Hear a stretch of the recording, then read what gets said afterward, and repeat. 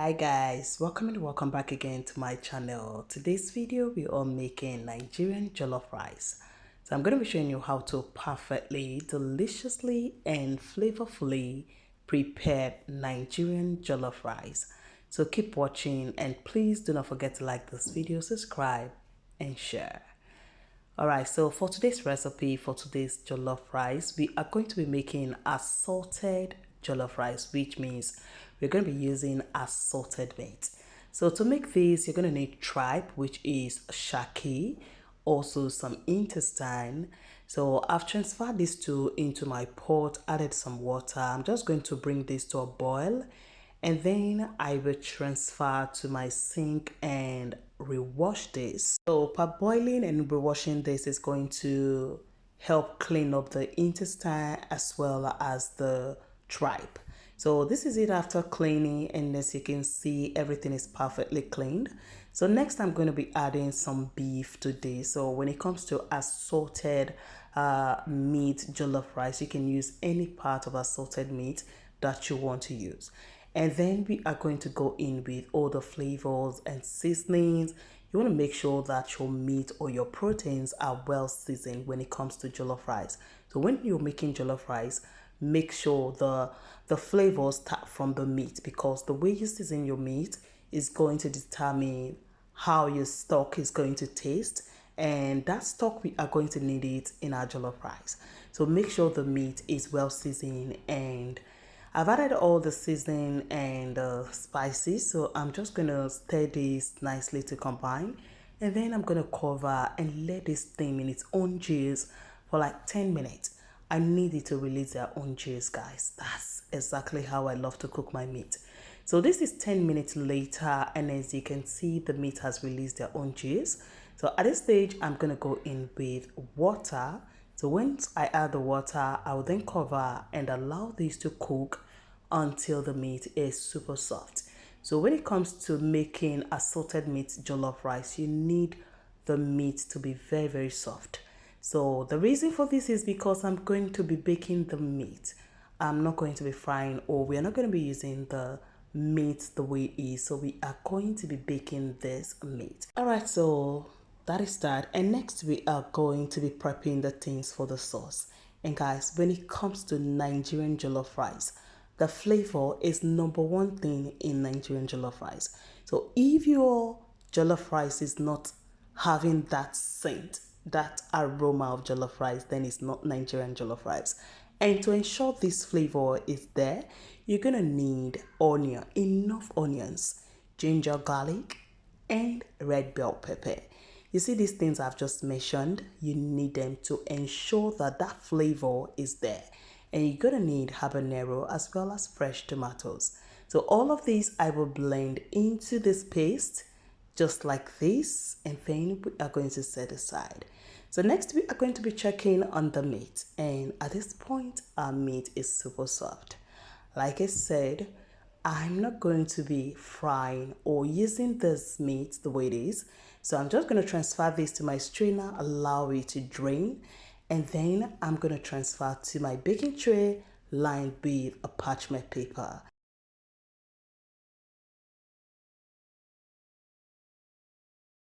Alright, so to ensure this comes out very soft, juicy, and delicious, I'm going to drizzle with some oil. That's what I'm doing right now. And then to ensure more flavor, I'm just going to add some chopped onions and then stir that in. And we're going to transfer to our preheated oven and bake until they are golden brown. Alright, so next we are going to be prepping the jollof rice. And to do this, you're going to need your pot. Place it on the heat and go in with some oil. And once the oil is nice and hot, go in with some chopped onions. And for flavor, we're going to go in with some curry powder, salt, and you can go in with thyme or rosemary. And then stir fry for like 2 minutes, and then go ahead and add some tomato paste. And when it comes to jollof rice, you need tomato paste to, ensure that color, to make sure the color is there. So for me, I love my jollof rice to be colorful. I need it to be soft, easy to chew, and also easy to swallow. So I would say I love to add more tomato paste, I need the sauce. I always love the sauce for my jollof rice to be there. I need it to be a lot, to be able to cover the rice and not the rice overshadowing or overpowering the sauce. I need the sauce to overpower the rice. But I would say do what works for you, what you like best and how you like it. And you want to make sure you stir fry. You fry that tomato paste to get rid of the sour taste from the tomato paste. Fry the tomato paste for like 3 to 5 minutes and make sure it's super dry before you go in with your blended pepper mix. So I've gone in with my blended pepper mix and then I'm going to just mix this and then cover and allow it to cook for like 12 to 15 minutes or until the water is completely dry.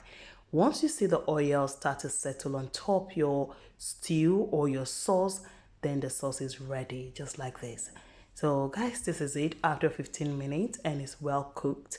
So at this stage, I'm going to go in with the stock. That's our meat stock, the stock we got from our assorted meat.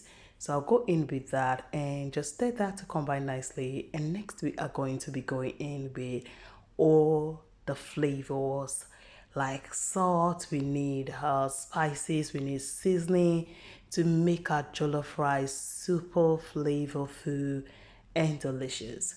So I've gone in with all the seasoning spices I just listed on the screen, and then I will mix this, just stir to combine nicely, and then we're going to go in with our already washed rice. So I've washed the rice behind the camera, so you can use any rice, long rice. For me, I love to use long rice, but when it comes to hobby do not like long rice. So for that reason, I'm using short rice. So you can use any rice you have at home, be it long or short. Alright guys, so I've started to combine and now I'm going to go in with a little bit of more water. Like I said, I love my rice to be, soft. That's the word, soft. I need it to be soft but not mushy.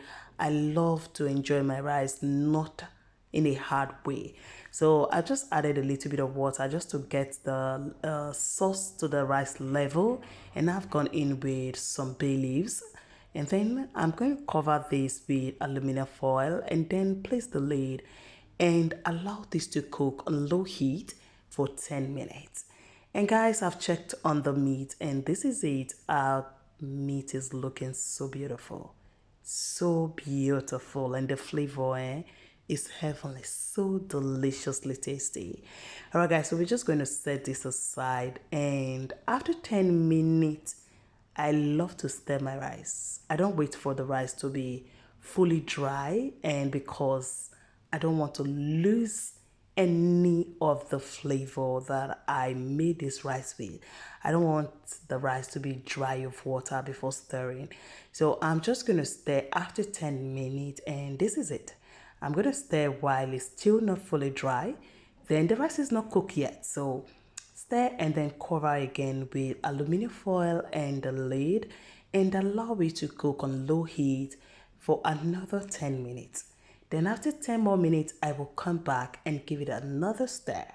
Stir again, and you're going to cover again and allow this to cook until the rice is nice and soft. And here guys, from the first stage of the rice to this very level, your pot should start burning, because that's what is going to infuse into your rice that will make it the perfect Nigerian jollof rice. Your pot needs to burn.